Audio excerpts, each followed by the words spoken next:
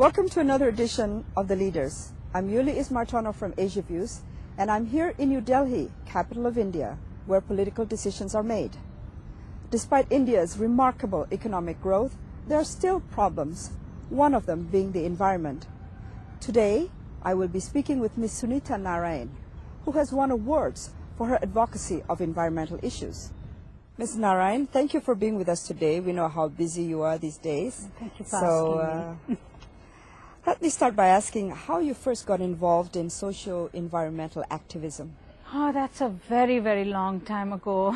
But I was a student in a sort of upper middle class school, public school in Delhi, and we just happened to come together as a group of students looking at environmental issues. And this is, I'm talking about the late 70s and early 1980.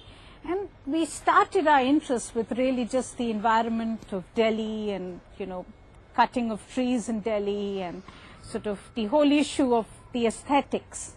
But, as I started looking at environmental issues, it became very clear that it's not about pretty trees, it's really about the rights of people over those trees. And I think that whole, exposure to the environmental movement that I had, looking at a very fascinating movement in India called the Chipko movement, where women hug trees to protect it, really changed my own perspective and made me very strongly believe that without environmental safeguards, we cannot have development in India. And that development and environment are two sides of the same coin in India. And that's really made me so committed to this issue. Did you go to a particular school for training for that? No, in fact, I began working right after that, and I began working only because I was very keen to work in environment, but there was no school in 1980 which taught environment, and everywhere I went they turned me away, and I was keen to work in it, so I stayed on, and I'm very glad I did. I met my colleague Anil Agarwal, who founded this center a year later, and I learned a lot from him, and I keep saying that, this whole remember in the 80s, India was at a time, this was at a time in the world when we all said environment is the rich country's problem, that we first need to pollute, we first need to have the chimneys, and then we'll talk about environment. But as early as 1980, we were talking about the environment in India because we said that it's the environment on which the poor in India live. And therefore, we are talking about building a subsistence economy. We are talking about land. We are talking about water. We are talking about firewood, which is energy for cooking food. And so we are talking about a basic need. And it is that basic need which will determine whether India will be rich or poor. And therefore, if India can't manage its environment, it will be poor. And I think that understanding of environment has really helped me to sort of understand also the importance of environment in a country like India. So what would you say is India's biggest environmental problem? Today, I think two big issues. One, I think overall I would say water remains one of our biggest concerns. And even in water, two things. One, the access to water, the availability of water to everyone in India and clean water to everyone in India. And two, to make sure that water does not get polluted and contaminated, because as we are industrializing and as we are urbanizing, we will have large amount of waste.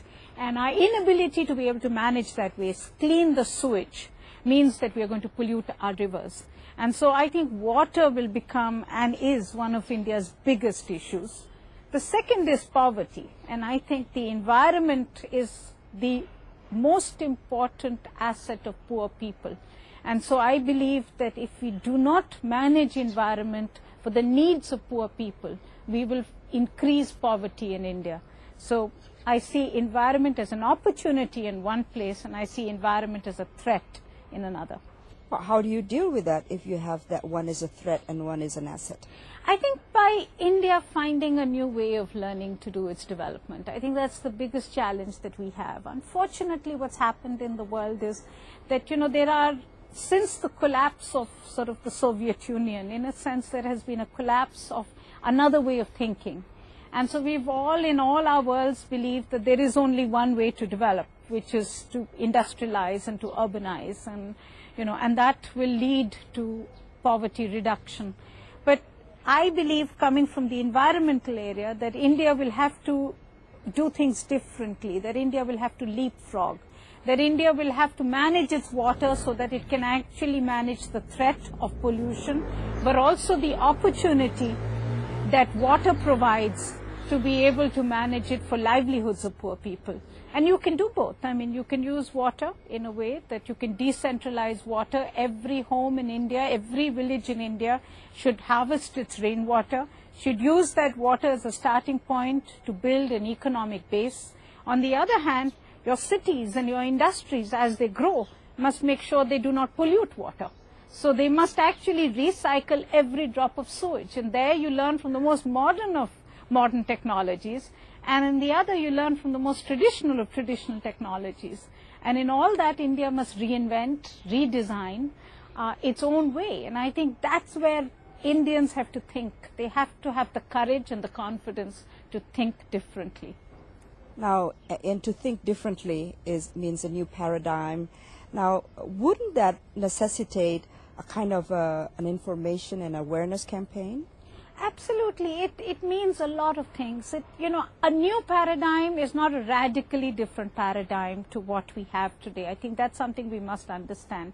I'm not talking about revolution, and I'm not talking about, a complete change. I'm talking about India learning to manage its own challenges, its challenge of poverty on the one hand and on growth on the other hand.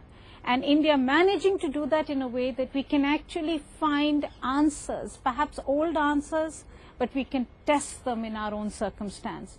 And in that we need a very, a huge information campaign, but you also need a campaign to actually change the minds of people so that they can think differently. I mean, I keep emphasizing this because I find that, most of our planners have become like cabbages. You tend to do whatever everyone else has done, and you're very worried about doing anything differently because, but nobody's done it before.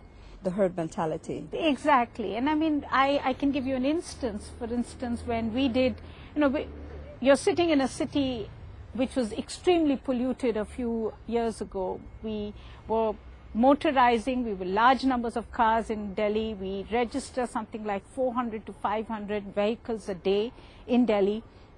Huge pollution. Too poor a country to be able to use what Japan does, which is to phase out old technologies and old vehicles, because we just cannot afford it. So you have vehicles in the city, but you have large numbers of vehicles, but you have huge pollution. Okay. Now, how would you deal with it? What we did was to suggest that we needed a leapfrog. We say what we want is buses, and we want buses running on clean fuel, which is gas, compressed natural gas. Now, when we said this about 5 years ago, everyone said, but that's impossible. That's utopian. It doesn't happen in the real world. No other part of the world has ever planned a whole city to run on gas. We said, well, if they haven't, it's because they haven't needed to, but we have to. And it was a huge challenge to argue and to fight and to push and to scream and say, we have to do it because the health of people in Delhi is being compromised. After that, we now have today 10,000 buses. We have 100,000 vehicles running on compressed natural gas. Delhi's air is substantially cleaner, but it's still polluted. Now we are arguing that your next leapfrog is going to come when you move towards public transport. So, why can't you design a city pretty much like Singapore has, which doesn't run on cars? And everyone's turning around to us and saying, oh, that doesn't happen in the real world. And that's what I mean. That's really what I mean.